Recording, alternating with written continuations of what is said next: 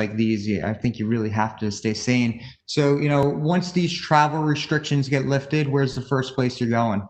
It's a tough call, Mark.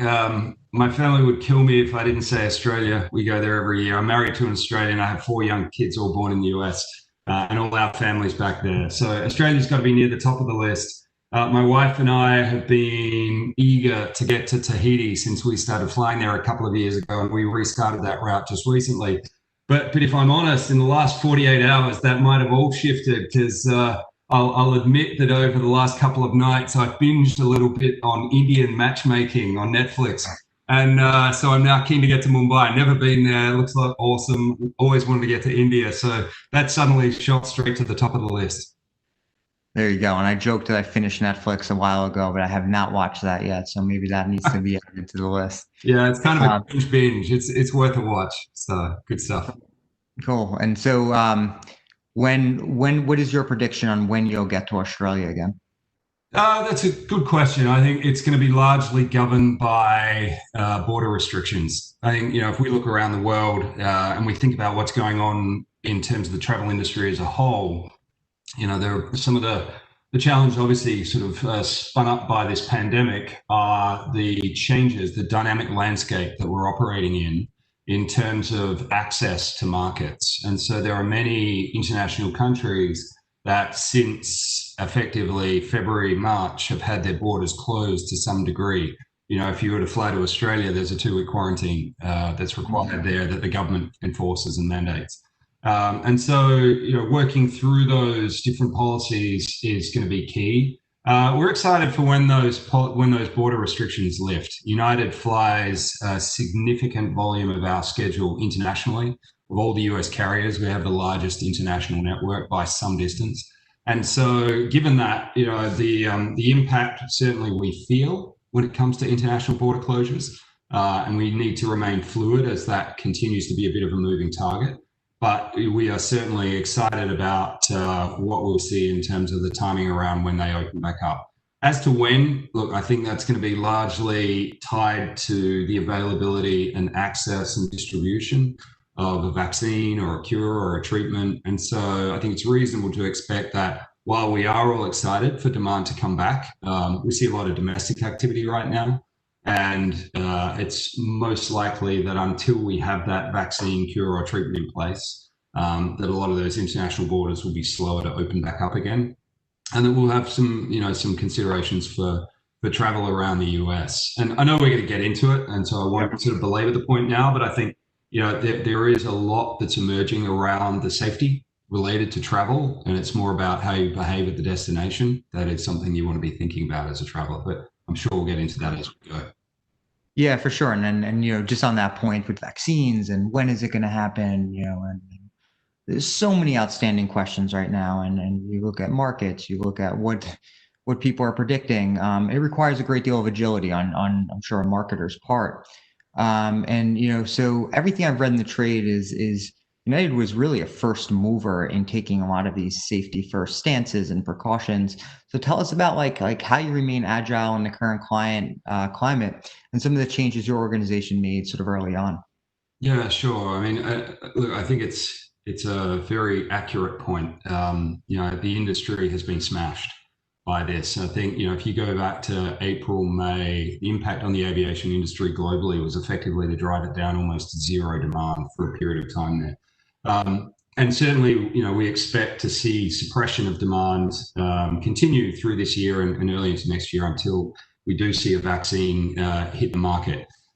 We are confident demand will return. And a lot of the steps that we've taken sort of through this cycle of the pandemic and of the crisis, I think have been done right from the onset to mitigate the impact on our customers, the impact on our employees, and to really position ourselves as an airline to come out of this strong and come out of this, as the leader that we were going into it. And so, given the primary goal has been to ensure that United and all the good jobs that it supports is there to support our customers through the crisis and beyond, we did take some pretty aggressive steps right from the beginning. Certainly, right up front, it was looking at what we needed to do to conserve cash within our organization, recognizing, we needed to continue to operate. But then equally and as important, I would say more important, were the steps that we took around communicating the steps we were taking around cleanliness and safety to our customers. So from a marketing and communication standpoint, we paused a lot of what would have been regarded as our traditional marketing that we would have had out there. And we shifted a lot of that over to really talk to customers about, what options they had available, what we were doing as an airline to change the way we were cleaning our planes, change the way that, we were boarding our customers. We donated some of the space we had early on that we couldn't get out of that were ad bookings to UNICEF, and we made that available, for any campaigns we couldn't postpone. Our focus on safety, I think, this is true for the aviation industry, certainly true for United, it has always been front and center. It's our number one priority. And so communicating that to our customers and ensuring that those that are traveling can travel with confidence, knowing that on board, they're traveling in a safe environment, that through the travel journey, that we're taking every step that we can to ensure their safety and that they can travel with confidence. That's been really a focus around sort of the steps that we've taken. So, early on, as we made various policy changes from boarding processes to making masks mandatory for our customers, for our employees, on the plane, in the airport, around there, we use all the different channels that are open to us, our app, united.com, emailing our customers frequently, using social media to communicate all of this. And we've gone out continually throughout this timeline to ask the question, are you getting enough information? Are you getting the right information? What do you want to know about relative to your travel journey that is going to make you feel more confident that you can travel safely when you're flying with United? And so that's been the focus of most of our marketing and our communications activity, is really shifting to messaging around safety, around cleanliness, around hygiene. And core to that, and maybe I'll pause there, see if you've got sort of any questions relative to that, but core to that is the rollout of our Clean Plus program. So I do want to sort of dig into that, but let me pause for a moment. Yeah, no, it's interesting. And, I think about myself as someone who used to hop on a plane every week, whether it's for mostly for business and then for personal, and then my whole life has changed. And I think about, a lot of the stuff you're mentioning is, look, you want people to walk off that plane and feel like they had a safe journey and they're going to be safe at the next destination. And I think a lot of it is really about changing my mindset that I'm going to be safe when I travel. And it sounds like you're really getting there to ensure that we hit that point. Yeah, I mean, I think coming back to your opening question, United's always been a leader in the aviation industry. We've always sought to set global standards for, safe practices, for how we market to customers, for innovation. And I believe that through this pandemic, United has really set the global standard for what it means to fly clean, fly safe. And a lot of that is brought to life through the platform that we launched called Clean Plus. And so Clean Plus is a commitment that we have to really putting the health and safety at the forefront of our customers' journey, but also of all of our employees' role and scope as they service customers every day. And the goal there is to deliver sort of an industry-leading standard of cleanliness, to communicate how we're doing that. And importantly, to work with our partners. We teamed up with Clorox, obviously one of the most trusted brands in cleanliness around the world, and the Cleveland Clinic, who are one of the global leaders in health and safety, and work together to say, where across the entire travel journey can we make changes to our processes, changes to our policies, changes to the way we interact with our customers, changes to the way we clean our planes, changes to the way we keep our airports clean. What are all the things that we can do to really deliver cleaning and disinfection protocols that will deliver enhanced safety for our travelers and for our employees? So there's a whole lot of different things. I mentioned before, that we've launched as part of that. I mentioned before, we introduced a requirement that all employees and all customers wear face masks when they're on our planes, but also when they're in our terminals in areas that we own or that we operate. And the vast majority of customers are observing this. I flew recently with my 4 kids and my wife down to Nashville from Chicago, and it was a fantastic flight, super clean, and everyone was traveling with civility. Everyone was wearing masks. Everyone was being very respectful of one another. And I think there's there's a growing understanding in the US that we all have a social and civic responsibility to one another to do the right thing. And as part of that, I think we're working together with our customers, with our employees, to make sure that that message on masks is right at the top. I mean, the science is clear. Cleveland Clinic has worked very closely with us on this, that wearing a mask is probably the single greatest thing we can all be doing to really slow the spread of COVID. And using that as an example, that was a situation where we, as a leader in the industry, went to all of our peers to say, listen, here's what we're going to do. We don't believe that we should be trying to compete on safety. We believe that we should all be working together to raise the bar for safety so that everyone feels they can travel safely. And so we went to all of them and say, here's what we're going to do. We're going to require it on our planes. We're going to require it in the airport. We're going to require it of customers, and we're going to require it of our own employees. And so we've set a whole lot of policies and processes around that. So that's been really critical. Another step is really helping customers understand as they fly the steps that we're requiring of every single customer. So when you go to check in, whether it's at a kiosk, whether it's online, or whether it's on your mobile device, every customer that's flying is required to take a health check assessment, a health self-assessment, to confirm they're ready to fly. So, have they had a temperature in recent days? Have they been exposed to anyone with COVID? Have they had COVID? Have they had a test that's revealed sort of their status? Now, for some markets, we need to do that more actively because there are certain international markets that require a test within a certain timeline in order to fly into that market. But even just flying around the US, for every customer on every flight, we require this health self-assessment form to be completed. And it's another way that we're communicating to customers the steps that we're taking to keep them safe. Across the board, a couple more things. We've enhanced all our cleaning procedures. So, we've worked with Clorox, we've worked with, a number of our partners to introduce electrostatic spraying on every single flight, on every turn. We've installed sneeze guards across our terminals. We've offered customers wipes when they board. And one of the most important things, and I think the science is going to continue to evolve and emerge around how effective these are. On our mainline aircraft, our high efficiency filters, HEPA filters, which are the same things they use, the same air filtration systems that are used in operating theaters in hospitals. These clean 99.97% of all particles out of the air every couple of minutes. And so we've started turning those on before all customers board. They're running for the duration of the flight until everyone's off the plane. And the impact and the efficacy of those, I think, is really going to emerge as something that shows that flying on a plane is actually one of the safest public places that you can be because of how powerful they are. So, our job as marketers is to make sure that our customers know about all of those things that we're doing, because there's a vast array of steps. There's an army of people out there dedicated every day to looking at where and how we can improve the safety of every one of our travelers' journeys. And it's the job of the marketing team at United to make sure that our customers understand that they understand where in that ecosystem they fit and their responsibilities. And critically, that they understand that we're doing everything that we can to ensure that they can travel safely and with confidence.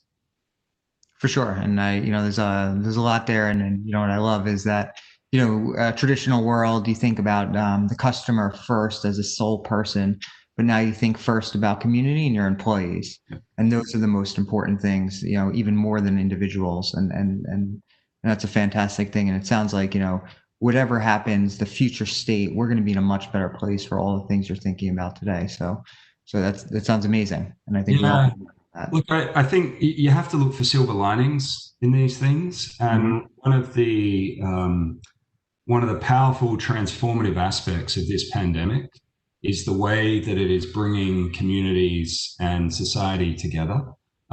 Sadly, there are, without getting into it all, it's also shining a light on some challenging aspects within our society. But I think, the part of the silver lining is I do think this will propel us forward in a lot of positive ways, that we come together and that we all recognize that we are all part of this large travel community and everyone has a role to play. And I think in terms of bringing a lot of civility and a lot of care for one another back to the skies and to travel in general, I think it's always been core to the United brand and core to everything we stand for. I think we're seeing that play out across the industry, which is really exciting. Yeah, for sure. And it sounds like a lot of the messaging that you're doing today for MileagePlus is really relying on around the safety. Airlines in general have some of the most loyal folks, and if you ask someone what their sports team is, they know what it is. You ask someone what their airline is, they'll tell you what it is very proudly. So, Yep. how do you keep that brand loyalty to your Mileage Plus members during this time so that, when they're flying together in the friendly skies, those people are singing the same song for you again? Yeah, look, I think it starts with understanding the needs of our customers, and not just our most loyal members and our premiers and global services members. Every single member that we have, and I would go more broadly and say every customer that we have. It starts with really understanding their needs, and they're different by different segment. Someone who is a frequent once a week business traveler has a different set of needs to someone who's flying for leisure once or twice a year. And so really understanding those needs and then taking a hard look at our policies and our processes and our program rules and our airline rules and our ticketing rules and making changes. And I think that's one of the hallmarks of United, and certainly the United of today and of the future, is a flexibility and a nimbleness to recognize that as the market shifts and evolves and as the needs of our customers shift and evolve, so will we. And so we've been flexible through this process. Early on, we needed to make some changes to some of our ticketing policies and some of the aspects around those policies, and we made changes to those, and we've put those changes out right through the end of the year. And as has the rest of the industry. And I think across the board, we can see that, that need for flexibility, that need to give customers confidence that they can buy a ticket and know that if they can't fly tomorrow, they can fly later. That's been really important in this time. For our Mileage Plus members specifically, there are a number of things that we did really early on. Together with another airline on the same day, we announced a shift on our program policy for our Premier members, really putting the message out there that they are very important to us, and that the status that they have earned for their flying activity in the prior year, recognizing that it's unlikely they're going to be flying as much this year. And keep in mind, this was back in April, and we just didn't know how long this was going to go for. But recognizing that, we extended the Premier status of all of those members through to the end of next year. In fact, through to the end of January 22. That was a really important step, and that put at ease the minds of a lot of those most frequent, most loyal travelers that we have. But that doesn't work. That doesn't necessarily add value to our everyday members, our general members, who maybe don't get that status benefit. And so we've been continually looking at everything that we can do in our program to recognize the value of those customers to United, the importance of them, and to make sure that they're getting value from the program back in exchange. So whereas I know a number of carriers across the industry have turned off different redemption options as they've tried to control cash outflows, we've recognized that all customers, different customers have different interests. And so we've continued to offer all of the different ways that members can use their miles. We've also added a whole range of different ways that members can earn miles. So for example, we had various program promotions and options in place for our carriers of our Chase co-brand cards to earn 5 times miles on the grocery category, or 3 times miles on the grocery category, depending on the card they carried. Recognizing that they weren't flying as much, and travel was always a way that they accelerated their earning. Everyday spend was off the charts as we're all in lockdown and getting food delivered and watching a lot of Netflix. And so we recognized that and gave those customers more ways to continue to earn. So, whether it's changing policies around status and extending that, whether it's finding more ways for customers to earn miles, or whether it's keeping available all those different redemption options that are there for them, we have continued to provide that. And in doing so, we've also made sure to share that with customers and tell them about the things that we're doing. Early on, just from a marketing standpoint, we took a hard look at all the communications we had to say, is there anything out here that's would be viewed as tone deaf, that's not appropriate to be putting out there at this time?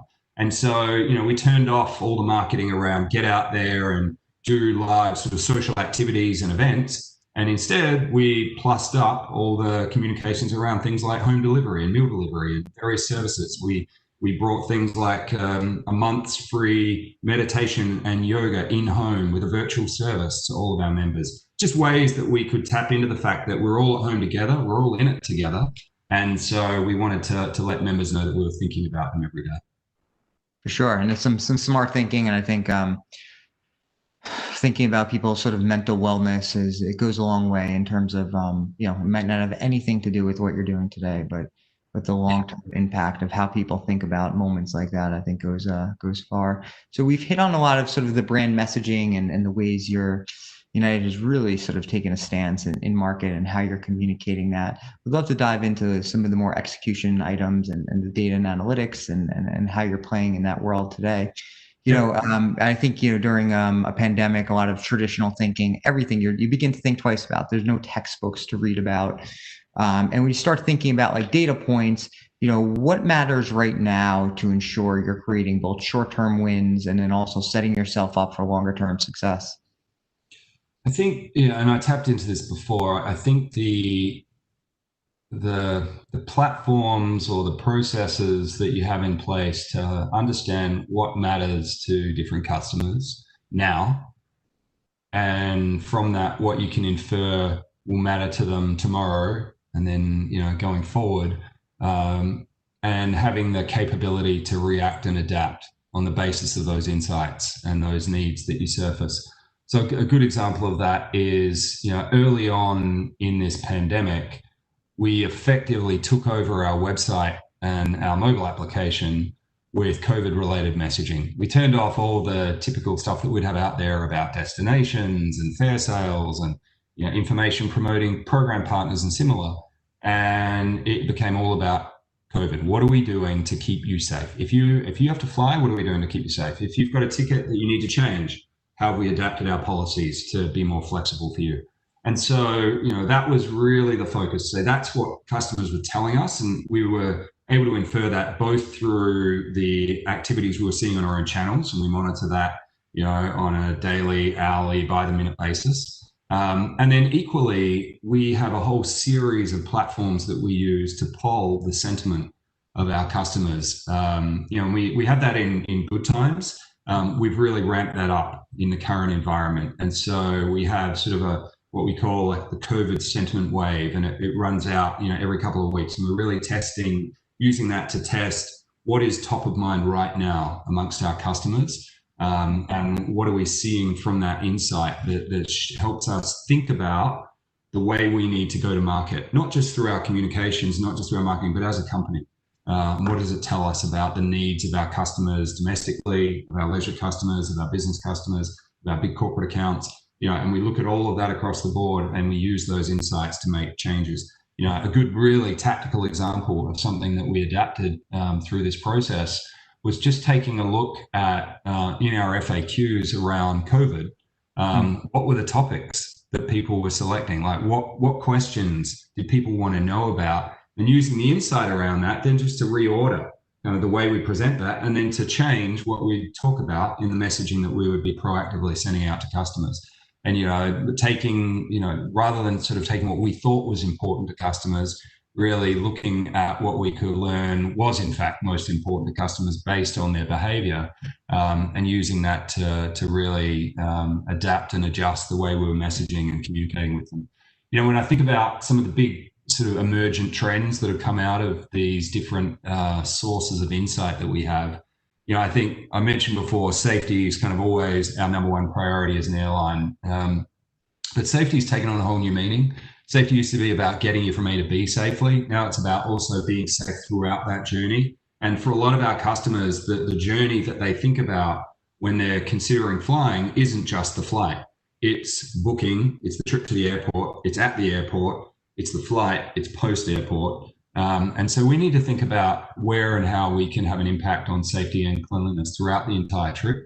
How we work with our partners to help deliver on that. The communication opportunities that we have to proactively share with customers. For example, we let customers know if there's a flight coming up that may be a fuller flight, and we give them the option to rebook that flight if they choose to. A small number of customers actually go ahead and rebook. Very small, but at the end of the day, we want to make sure that every customer has that knowledge, has the ability to make those changes themselves, and is going into that whole decision and that travel experience, fully aware of all of the options they have available to them. we've invested significantly in enhancing the touchless experience so that you can now check in and check bags using touchless kiosks, that will spit out your own bag tag, get dropped off without having to have contact with the person or to touch any surfaces other than the bag tag. So there's a whole series of steps that we've taken as a result of the insights that we've learned about how important safety is right across the travel journey. And that's made us think as well about all the things that we can do. I mean, another really good tactical example is, in some of our airports where we control the space, we took the seating out of food court areas because that was encouraging congregation. And we saw it. Someone shared a photo at an executive level. It was like, all right, let's change it. So we removed the seating from those areas, encouraging people to get their meal and then go to a sort of an area that would be where there'd be less density. And so, just simple things that we're doing, but using every data point we have available to us throughout the travel journey to take really distinct and important steps to make customers feel safer at every step and to deliver a safer travel journey as a whole.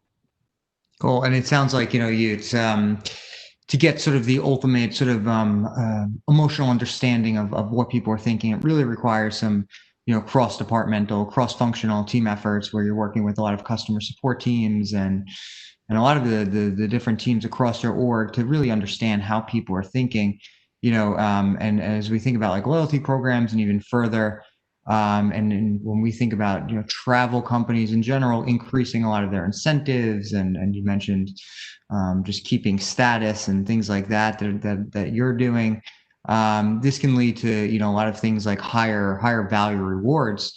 And when we think about that from like White Ops world, this can result to sort of increased risk surface. So I'm just curious in general, this past week, there was an article on CNBC about T-Mobile where a lot of their sweepstakes were being gamed by bots. Yep. Even though they were low rewards, they all add up. And it's like a sort of this McMillions kind of modern day McMillions thing going on there. So in like a modern day corporation, with cross-functional teamwork is really crucial. But I'd love to understand is like, do you collaborate with folks even on like the security teams when you think about reward and loyalty programs to ensure your customers are real humans and everything you're doing, and when you're making optimizations to FAQ moments even, that those are actually real humans that and not just sort of information scraping or bots in general? Yeah, I mean, the short answer, great question. The short answer is yes. When I think about the steps that we take to deliver on our growth goals and our performance goals and deliver an awesome customer experience at every step of the journey, we're a data-driven business, and we increasingly use data-driven insights to inform the problems we're identifying, the way we're thinking about solving them, and ultimately the decisions that we're making, the performance that we're then tracking. And so, trying to run as a modern marketing organization, by sort of definition, we need to be fully wired into all the different moving parts of the business that touch the customer in some way, or that have responsibility for the customer, whether it's at the front line of the operation and the experience, whether it's at the back end of IT and infrastructure, then critically, to your point, whether it's corporate security or fraud management or social intelligence. And so those last three in particular, we work with on a daily basis. We have a large, and over the last few years, significantly larger corporate security team fully focused on ensuring that, we are dealing with real people, that every account in our program is observing our policies. The way that this used to be managed historically, I've been in the loyalty game 25 odd years, and it used to be pretty manual. Things would get caught because someone in a contact center said, "What about, is that real? What about?" Whereas now everything that we do is highly automated. And we sort of have, the counter to a lot of that bot-driven, fraudulent attempted activity, is to counter it with the same force and power. In terms of tracking and algorithms that are always testing and analyzing the behaviors of all inbound activity and all program activity to seek out activity that may be fraudulent. And then we have processes in place to then subsequently investigate. It's no secret from a fraud management standpoint, the size of these loyalty businesses. I think we led the industry. I'm proud to say, again, sort of in that notion of United looking at ways to lead. We led the industry earlier this year in utilizing the Mileage Plus program to raise $6.8 billion in finance, which was one of the steps that we took towards shoring up liquidity in the face of this crisis. And as the leader of that business, that was sort of something I spent about 3 months on and not much else on getting that all over the line. But through that process, we shared a lot of information about Mileage Plus that historically we haven't shared as openly with the marketplace, and we had to in order to secure that finance. And one of those data points was that, each year, Mileage Plus is generating over $5 billion in mileage sales. So when you think about the volume of dollars that are going through a loyalty program like Mileage Plus, you become a huge target for the fraudsters. And they are out there, and it's daily and it's constant, and we're acutely aware of it and all over it. And so whether it's corp security, fraud management, or social intelligence, who are really looking at a lot of the social activity we see and really trying to determine if a topic's spinning up, is it being spun up by real people, or is it sort of bot driven?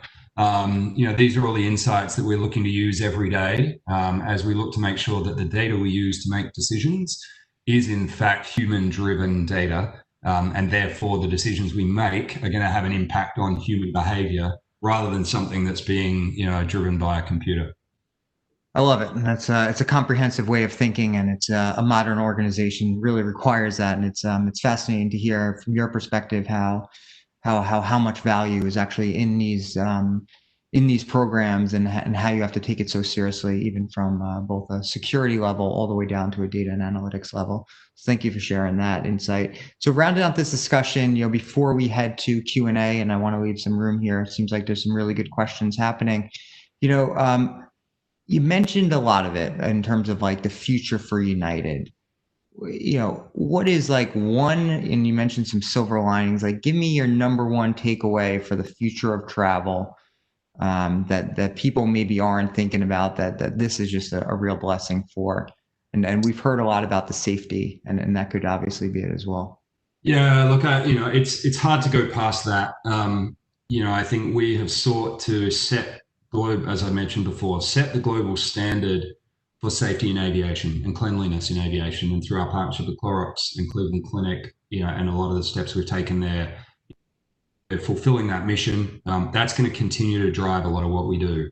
We're also looking at ways to innovate the travel experience to make it easier and more seamless for customers while also delivering on that safety promise. So that idea that I described before of the touchless check-in, think about that right through the journey. So we just recently, just over the last week actually, went system-wide with standby process automation. So that means that, if you're on the standby list, it used to be that you had to go up to the desk to speak to the gate agent to determine whether or not you could get on the plane.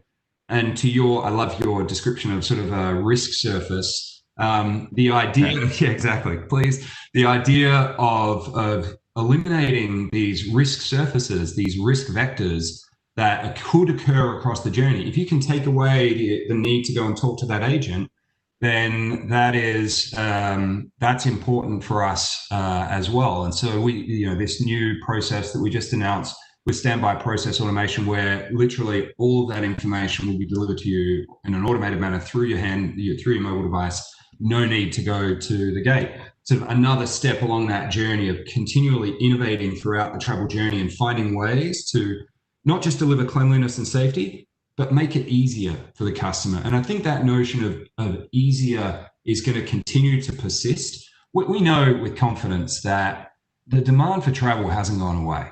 Like there is so much pent up demand. I mean, I loved answering your first question because it's that sort of aspirational thought about where am I going to go? Like, what am I going to do? And my family getting on a plane and flying down to Nashville. And again, couldn't have felt safer in doing that. But, when I think about sort of what that future of travel looks like, I do think we'll see more collaboration across different players in the ecosystem.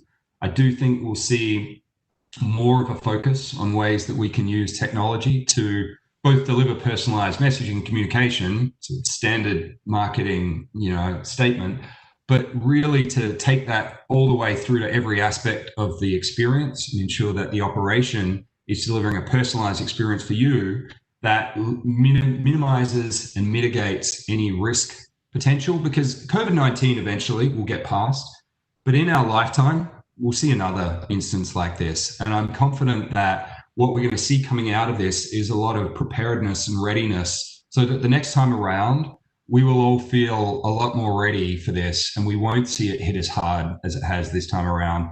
And perhaps we'll see numbers a little bit more like other parts of the world where, the hit hasn't been quite as severe.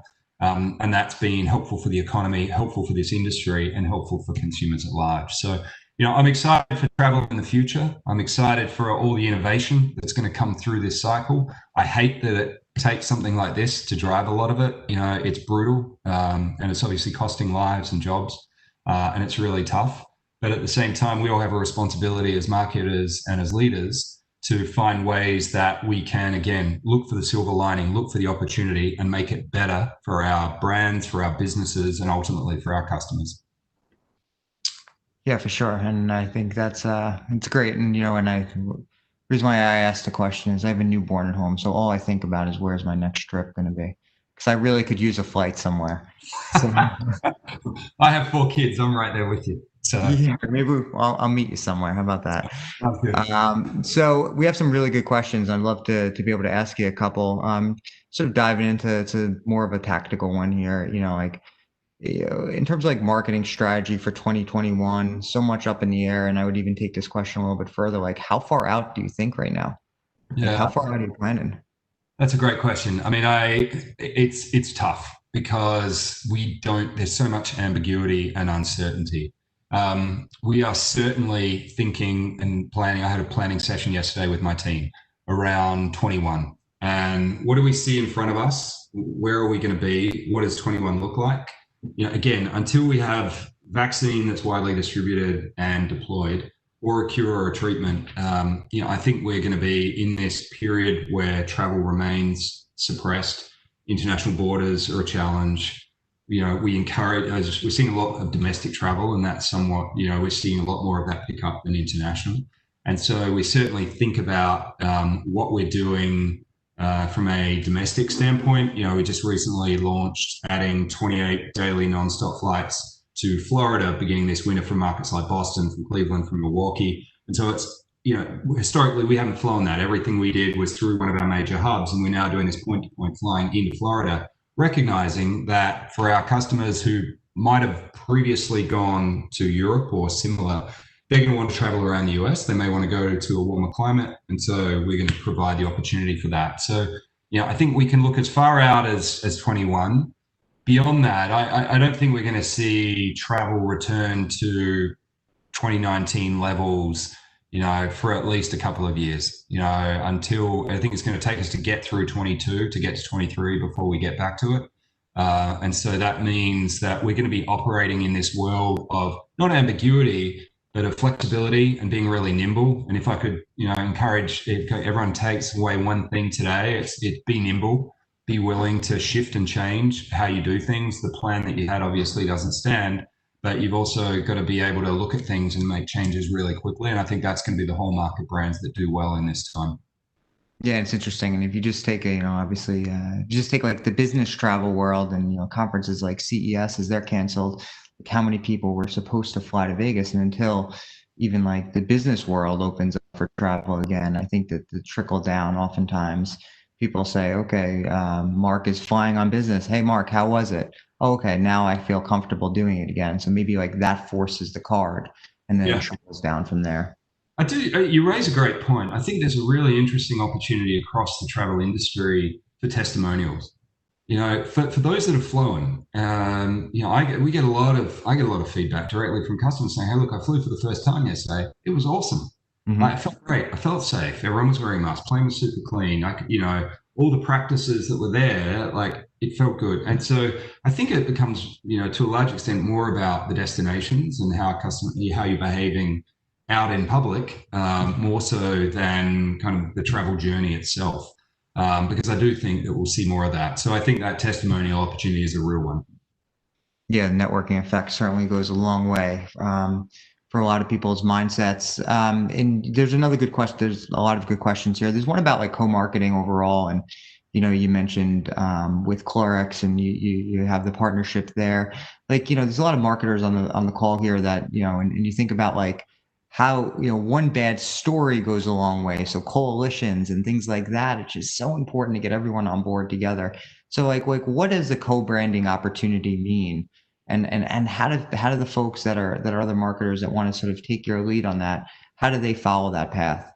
Yeah, look, it's another great question, and it's one as we sat back and said, look, in this time there's sort of co-marketing, then there's co-branding, and we have obviously we have co-brand partners through our business, but we also have sort of these co-marketing opportunities, and with Clean Plus, as we were building out the idea for that, recognizing that we wanted to bring partners to the travel industry, partners to aviation that would help allay concerns, build confidence, build trust with our customers.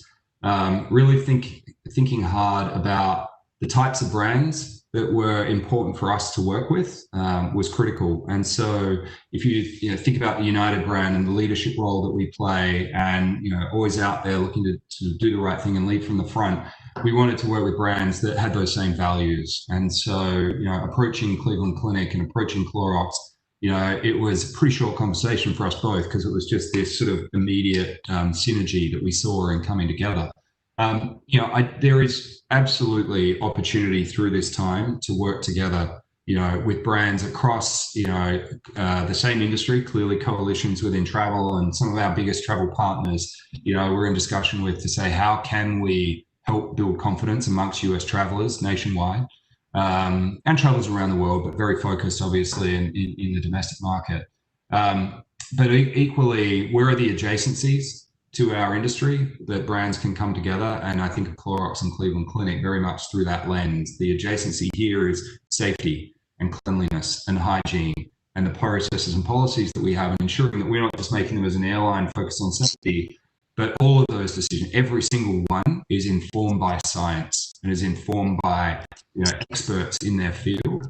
And that's where I say, as you look to partners, think about what they're bringing to the table. For us, it was that level of trust and expertise in the best interest of every single one of our customers. Cool. Well, thank you so much for your time. Looks like we're out of time. As much as I want to ask you, since we went to Nashville, what your karaoke song is, and we have Laura from Pandora, what her karaoke song is. I mean, I figured that was the final question here. I love, I've been listening to some like 90s rock, like Third Eye Blind right now. Nice. Yes. Give me a little bit of 90s. Love it. Like a good Oasis or something like that. Let's go with me. So I had the good fortune right before this pandemic of emceeing United's Global Leadership Conference. And I had sprung on me while on stage the opportunity to join the house band. And I had about 30 seconds to pick a song. So I went for some AC/DC because I knew it was right on. So it was good fun. I like to rock out. So yeah, in addition to travel, I'll tell you, this gal's excited for some live music. Oh yeah. Get me in a plane, get me some live music, and I will be set. I loved hearing from you, Mark. You did an awesome job. Luke, I really did enjoy hearing about United's Clean Plus, and you truly have set the global standard in cleanliness. And I love the partnerships that you discussed. And as a marketer, from a marketing perspective, I loved your point about testimonials, because that's all that people are talking about is like, have you flown? What's it like? Like, give me some feedback.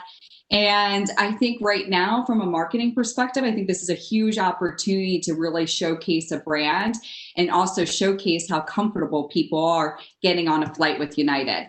Absolutely. Appreciate that, Laura. Thank you. Thanks for having me today. And Mark, thanks for doing a great job. That was terrific. Enjoy the conversation. Very easy with you. Thank you very much. Thanks, Laura.